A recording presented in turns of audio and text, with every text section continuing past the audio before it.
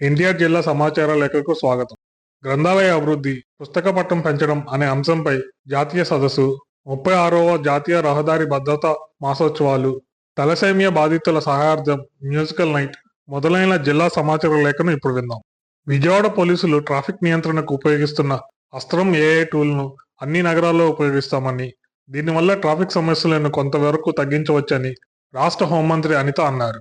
NTR police commissionerate అధికారులు ప్రజల భాగస్వామ్యంతో ఏర్పాటు చేసిన 1000 సీసీ కెమెరాలు, నూతనంగా ఏర్పాటు చేసిన సురక్ష కమిటీలు మరియు ఈగల్ వాహనాలను విజయవాడలో హోంమంత్రి ప్రారంభించారు. ఈ సందర్భంగా మంత్రి మాట్లాడుతూ, టెక్నాలజీని ఉపయోగించుకుని పనితీరును మెరుగుపరుచుకోవాలని ముఖ్యమంత్రి చంద్రబాబు చేసిన సూచనలను ఎన్టీఆర్ జిల్లా పోలీసులు తూచారు తప్పకుండా పాటిస్తున్నారని ఆమె కొనియాడారు. ట్రాఫిక్ నియంత్రణకు ఏఐ టూల్స్ ను ఉపయోగించడం, బందోబస్తుల సమయంలో డ్రోన్లను వినియోగించడం మంచి పరిణామం అని వ్యాఖ్యానించారు. ప్రజా భద్రతా విషయంలో కూటమి ప్రభుత్వం చిత్తశుద్ధితో ఉందన్నారు. ప్రజల విస్తృత ప్రయోజనాలను దృష్టిలో ఉంచుకుని రైల్వేతో ముడిపడిన ప్రాజెక్టులు, అభివృద్ధి పనులను సమిష్టి భాగస్వామ్యంతో సత్వరం పూర్తి చేసేందుకు అవసరమైన డిపిఆర్లను త్వరితగతిన సిద్ధం చేయాలని విజయవాడ ఎంపీ కేశినేని శివనాథ్, జిల్లా కలెక్టర్ లక్ష్మీశాలు, Vijayawada divisional railway manager Narendra A Patil దృష్టికి తీసుకొచ్చారు. రైల్వేతో ముడిపడిన ప్రాజెక్టులు, అభివృద్ధి పనులు పూర్తి చేసేందుకు జిల్లా కలెక్టరేట్ లో ఎంపీ కేశినేని శివనాథ్ అధ్యక్షతన ప్రత్యేక సమన్వయ సమావేశాన్ని నిర్వహించారు. సమావేశంలో ఎంపీ కేశినేని శివనాథ్ మాట్లాడుతూ, రైల్వే ప్రాజెక్టులు, అండర్ గ్రౌండ్ డ్రైనేజ్ వ్యవస్థల అభివృద్ధి పనులకు సంబంధించిన డిపిఆర్లను వెంటనే సిద్ధం చేసి అనుమతులు సాధించేలా కృషి చేయాల్సిన అవసరం ఉందన్నారు.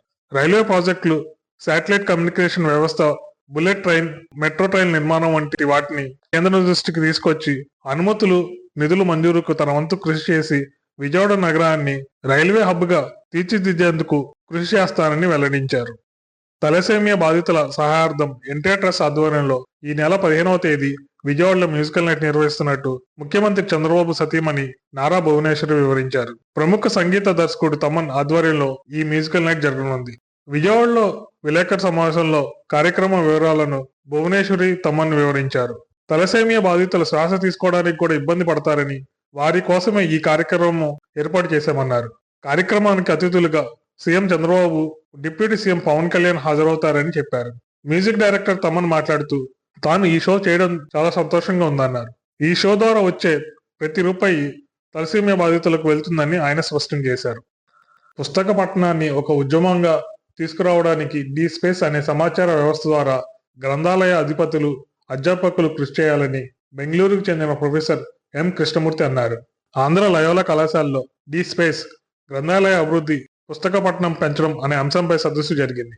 ఈ కార్యక్రమానికి ముఖ్య అతిథిగా హాజరైన ప్రొఫెసర్ ఎం కృష్ణమూర్తి జ్యోతి వెలిగించి కార్యక్రమాన్ని ప్రారంభించారు.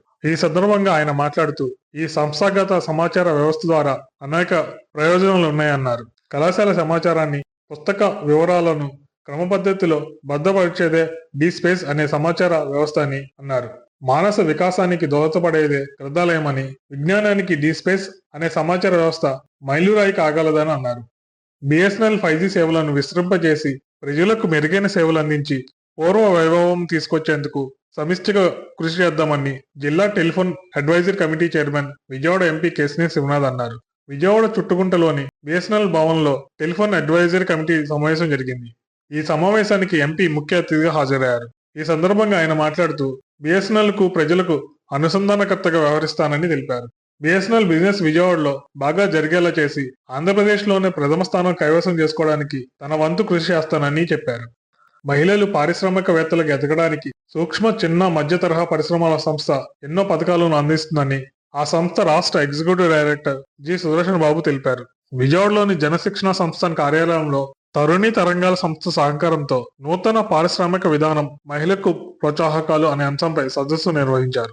ఈ సదస్సులో ముఖ్య అతిథిగా పాల్గొన్న ఆయన మాట్లాడుతూ, తమ సంస్థ సూక్ష్మ, చిన్న, మధ్య తరహా పరిశ్రమలకు కోట్లలో పెట్టుబడి సమకూర్చడం వల్ల ఫుడ్, క్లాత్, కిరాణా, వస్తు ఉత్పత్తి కేంద్రాలు నెలకొల్పడానికి అవకాశాలున్నాయని చెప్పారు. పరిశ్రమలు పెట్టుకునే వారికి యంత్రాలు సమకూరుస్తామన్నారు. ఇప్పటి వరకు ఎన్టీఆర్ జిల్లా సమాచార లేఖను విన్నారు. మరిన్ని కొత్త వార్తా విశేషాలతో వచ్చే నెల సమాచార లేఖలో కలుసుకుందాం.